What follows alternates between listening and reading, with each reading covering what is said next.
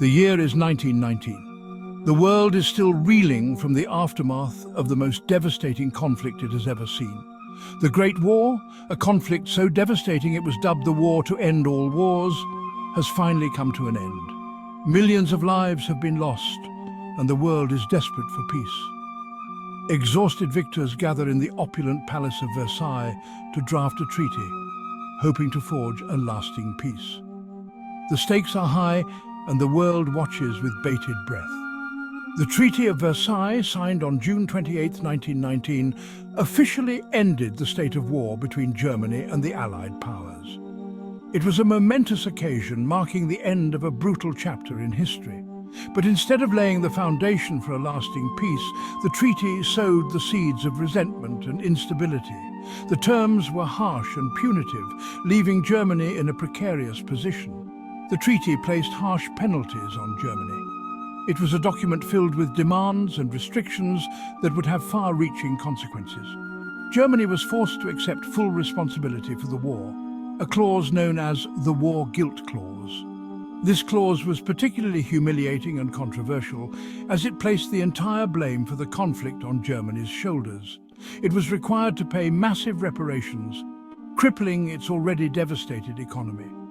The financial burden was immense, leading to widespread poverty and suffering among the German people. Germany also had to relinquish territory and was stripped of its military capabilities. These territorial losses and military restrictions were seen as a national humiliation. These punitive measures, while understandable from the perspective of the victors, left Germany deeply scarred. The sense of injustice and betrayal was palpable. The economic hardship fueled resentment, creating fertile ground for extremist ideologies to take root. The political landscape in Germany became increasingly volatile.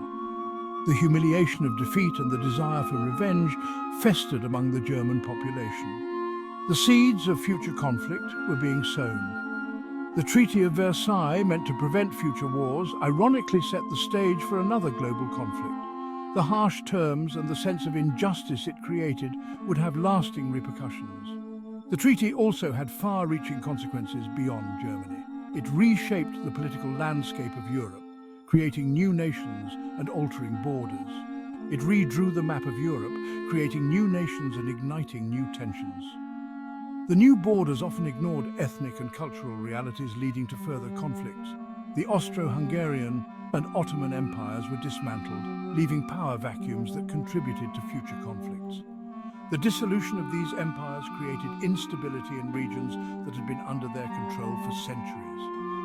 The Treaty of Versailles, while intended to bring closure to the Great War, ultimately failed to address the underlying causes of the conflict. The unresolved issues and new tensions it created would haunt the world for decades to come. It left a legacy of bitterness and instability, paving the way for the rise of new threats to global peace. The world would soon find itself on the brink of another devastating conflict, as the unresolved issues of the Treaty of Versailles came back to haunt it. As the 1920s unfolded, a new and dangerous ideology began to take hold in Europe: fascism. This ideology, characterized by dictatorial power, forcible suppression of opposition, and strong regimentation of society and the economy, began to spread like wildfire. Born out of the social and economic turmoil that followed World War I, fascism offered a seductive but dangerous promised order amidst chaos, strength through unity, and national rejuvenation through authoritarian rule. The war had left Europe in shambles, with economies in ruins and societies fractured. People were desperate for stability and a sense of direction. Italy, under the leadership of Benito Mussolini, became the first nation to embrace fascism. Mussolini, a former socialist, had rebranded himself as the savior of Italy, promising to lead the country out of its post-war malaise.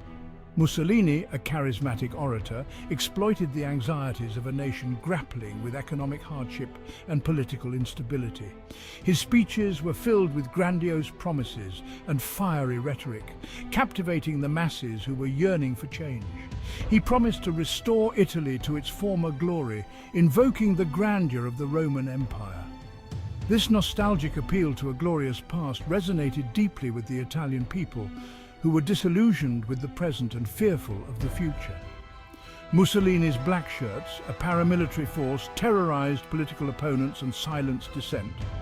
These black-clad enforcers used violence and intimidation to crush any opposition, ensuring that Mussolini's path to power was unchallenged. By 1922, Mussolini had consolidated his power and established a fascist dictatorship in Italy. His regime was marked by aggressive nationalism, militarism, and a cult of personality that placed Mussolini at the center of Italian life. In Germany, a similar story was unfolding.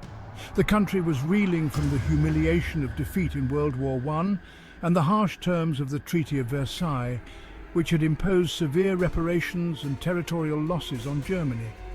The humiliation of defeat in World War I and the economic hardship of the Great Depression created fertile ground for extremist ideologies. The Weimar Republic, Germany's fledgling democracy, was struggling to maintain order and stability in the face of economic collapse and political extremism. Adolf Hitler, a charismatic but deeply disturbed individual, rose to prominence within the National Socialist German Workers' Party, better known as the Nazi Party. Hitler's oratory skills and his ability to tap into the fears and frustrations of the German people made him a powerful and dangerous figure. Hitler, like Mussolini, exploited the anxieties of the time, promising to restore Germany to its former glory. He spoke of a new German Reich that would dominate Europe and reclaim its rightful place in the world. Hitler's ideology, rooted in racism, anti-Semitism, and extreme nationalism, found a receptive audience among a population desperate for change. His promises of economic recovery, national rejuvenation, and the scapegoating of Jews and other minorities resonated with many Germans. The Nazi Party, with its promises of national revival and a scapegoat for Germany's woes, gained popularity rapidly. The party's paramilitary wing, the SA, used violence and intimidation to silence opponents and consolidate power. The rise of fascism in Italy and Germany, with its emphasis on militarism, expansionism, and authoritarian rule, posed a grave threat to the fragile peace that had followed World War I. The aggressive foreign policies of these regimes would soon plunge the world into another devastating conflict. The world watched with growing apprehension as the shadow of fascism lengthened across Europe. The stage was set for a confrontation that would shape the course of history in the years to come. The 1930s brought about an unprecedented global economic crisis, the Great Depression. Beginning with the stock market crash of 1929, the Depression sent shockwaves across the world, toppling economies, shattering lives, and deepening political divisions. The impact of the Great Depression was profound and far-reaching.